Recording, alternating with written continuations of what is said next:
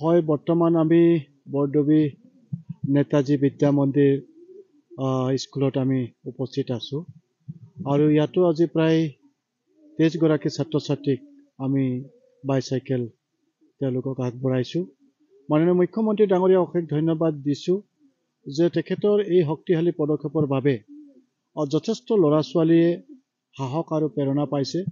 বিশেষভাৱে দুখীয়া ছাত্ৰ ছাত্ৰীসকলে যথেষ্ট ইয়াৰ পৰা উপকৃত হ'ব আৰু যিসকল মাক দেউতাকে নিজৰ ল'ৰা ছোৱালীক শিক্ষা জগতখনক সফলতাৰে আগবাঢ়ি যাবৰ বাবে তেওঁলোকে যথেষ্ট ত্যাগ স্বীকাৰ কৰিবলগীয়া হৈছে আৰু তেনে ক্ষেত্ৰত এই চাইকেল প্ৰদানৰ পাছত সেইসকল মাক দেউতাকে যথেষ্ট তেওঁলোকে সাহস পাব, তেওঁলোকে যথেষ্ট সহায়ক হ'ব আৰু মই আশা কৰিছোঁ যে আমাৰ ছাত্ৰ ছাত্ৰীসকলেও দুগুণা উৎসাহেৰে তেওঁলোকে শিক্ষা ক্ষেত্ৰখনত আগুৱাই যাবলৈ তেওঁলোকে প্ৰয়াস কৰিব।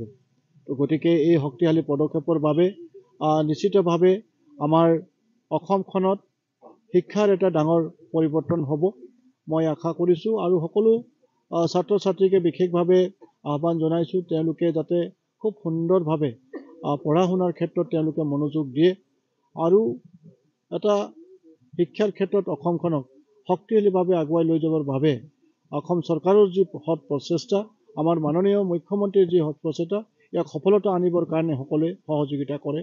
মই আমাৰ শিক্ষক শিক্ষয়িত্ৰীসকলকো শুভেচ্ছা জ্ঞাপন কৰিছোঁ। আজি আমাৰ ছাত্ৰ ছাত্ৰীসকলৰ শিক্ষা জীৱনটো সুন্দৰ ৰূপত আগুৱাই লৈ যাবৰ বাবে আমাৰ শিক্ষাগুৰুসকলে যথেষ্ট ত্যাগ স্বীকাৰ কৰিছে।